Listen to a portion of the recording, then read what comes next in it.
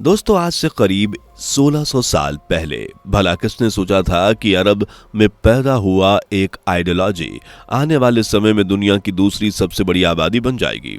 दोस्तों, हम बात कर रहे हैं इस्लाम धर्म की, जिसने अपने जन्म से लेकर अब तक ऐसा विस्तार किया कि दुनिया देखती रह गई। वो दिन दूर नहीं जब इस्लाम धर्म दुनिया का सबसे ज्यादा माने जाने वाला धर्म बन जाएगा। लेकिन क्या कभी आपने ये सोचा कि इतने बड़े धर्म की शुरुआत आखिर कैसे हुई?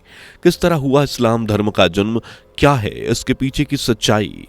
आज मैं यानी आपका दोस्त फैक्ट मंत्रा इन सभी सवालों के जवाब आपको देने वाला हूं। बस मेरे साथ वीडियो में इसी तरह बने रहें। वीडियो में आगे बढ़ें उससे पहले अगर आप एक सच्चे हिंदू हैं तो सब्सक्राइब करें फैक्ट मंत्रा चैनल को और बेल नोटिफिकेशन को ऑल पर लगाएं ताकि कोई भी वीडियो मिस ना हो। दोस्तों, इस्लाम धर्म की कहानी पहले इस्लामिक पैगंबर मोहम्मद साहब के जन्म से शुरू होती है। आपको बता दें कि इस्लाम धर्म में पैगंबर उस व्यक्ति को कहा जाता है जो ईश्वर का संदेश लोगों तक पहुंचाएगा। और सबसे पहले यह कौम मोहम्मद साहब ने किया, जिनका जन्म 1570 ईस्वी के आसपास सऊदी अरेबिया के मक्का में हुआ था, जो कि उस समय व्यापार और धर्म का मुख्य केंद्र भी हुआ करता था। उस वक्त का मक्का आज के मक्का से बहुत ही ज्यादा अलग था, क्योंकि धर्म के नाम पर वहां के लोग इमारत पर लगे आयताकार काले पत्थर को पूजा करते थे, जिसे काबा कहा जाता था।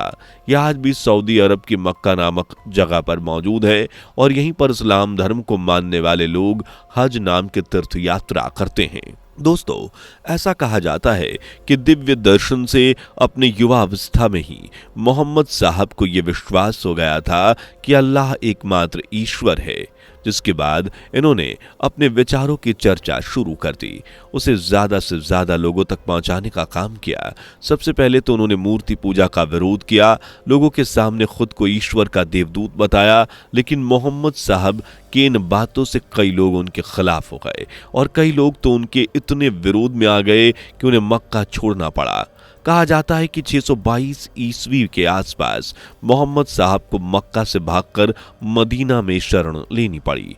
पर हैरान करने वाली बात यह है कि जिस मक्का से मोहम्मद साहब को भगाया गया था, उसी के पास मौजूद मदीना में इनका तहे दिल से स्वागत किया गया, जिसे हिजरा कहा जाता है। हिजरा का मतलब होता है एक जगह से दूसरी जगह पर जाना, और इस्लामिक कैलेंडर में इससे पहले साल के रूप में कंसीडर किया जाता है। इस्लाम के अनुसार इस धर्म को मानने वाले सभी लोगों को अल्लाह और उनके पैगंबर मोहम्मद साहब के शब्दों में पूरी आस्था रखनी चाहिए। जो भी मोहम्मद साहब कह गए हैं वो सीधे अल्लाह के शब्द हैं, जिसे हर मुसलमान को मानना चाहिए।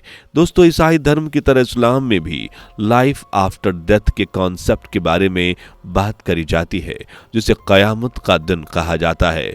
और ऐसा कहते हैं कि जो कोई भी इस्लाम धर्म को मानता है, कयामत के उस दिन उसे पृथ्वी पर किए गए कर्मों का फल मिलता है।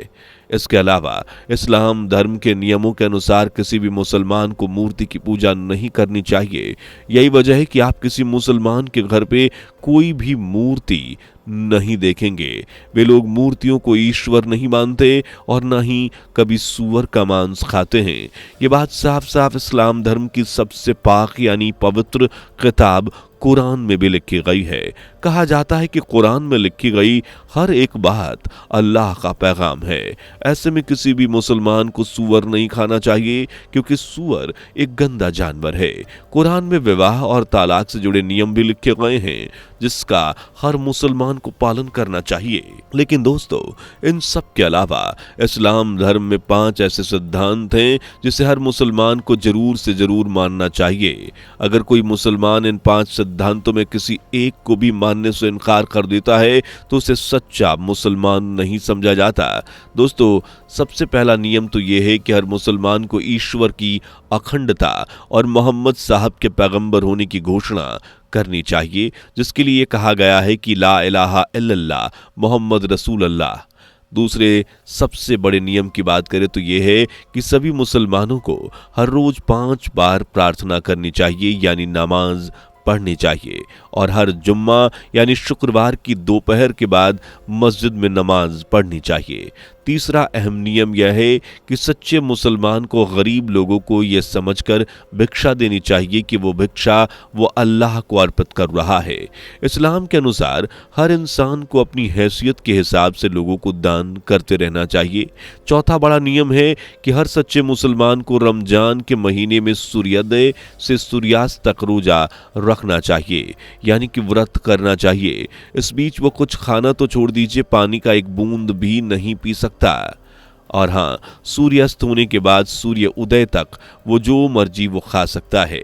और सच्चे मुसलमान होने का जो पांचवा सबसे बड़ा नियम है वो ये कि अगर संभव हो सके तो हर मुसलमान को अपने जीवन में कम से कम एक बार मक्का जरूर जाना चाहिए। दोस्तों, मक्का वही जगह है जहां पैगंबर मोहम्मद साहब का जन्म हुआ था और यहां पर मौजूद काबा में जो हज यात्रा होती है वो इस्लाम धर्म के लोगों के लिए बहुत ही ज्यादा पवित्र होती है।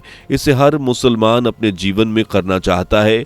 कहा जाता है कि जो कोई भी इस हज यात्रा को पूरा कर लेता है वो अल्लाह का नेक बंदा बन जाता है और अल्लाह उसके सभी बुरे कर्मों को माफ कर देते हैं। वैसे दोस्तों, आपको बता दें कि साल 632 ईस्वी में मोहम्मद साहब की मृत्यु के बाद उनके उत्तराधिकारियों को खलीफा कहा गया था, जिन्होंने इस धर्म को और बड़े स्तर पर फैलाने का काम किया। करीब 100 साल के अंदर ही खलीफाओं ने अफ्रीका और एशिया के कई देशों को जीत लिया और इस जीत के साथ उन्होंने इस देशों में इस्लाम को काफी ज्यादा फैलाया और इसी तरीके से इस्लाम भारत तक भी पहुंचा। आज ये भारत का दूसरा सबसे बड़ा धर्म है, जहां अकेले भारत में इस्लाम धर्म को करोड़ों लोग फॉलो करते हैं और पूरी दुनिया की तो बात ही छोड़ दीजिए, क्योंकि दुनिया भर में ईसाई धर्म के बाद इस्लाम धर्म की आबादी सबसे ज्यादा है। और जिस तेजी के साथ इस्लाम धर्म अपनी आबादी बढ़ा रहा है, अपनी जड़ें जमा रहा है, उसे देखते हुए ये कहना गलत नहीं होगा कि आने वाले कुछ सालों में इस्लाम धर्म दुनिया का सबसे बड़ा धर्म बन जाएगा। तो दोस्तों, ये थी इस्लाम धर्म की पूरी सच्चाई, जिस पर आपका क्या कहना है कमेंट में जरूर बताइए। इस तरह की वीडियोस को देखते रहने के लिए चैनल को सब्सक्राइब करना बिल्कुल भी ना भूलें। धन्यवाद। दोस्तों, आपकी स्क्रीन पर 2 और वीडियो दिख रही हैं, जिसे देखने के लिए आप स्क्रीन पर क्लिक करें। दोनों देखिएगा, बहुत अच्छी वीडियो बनी है।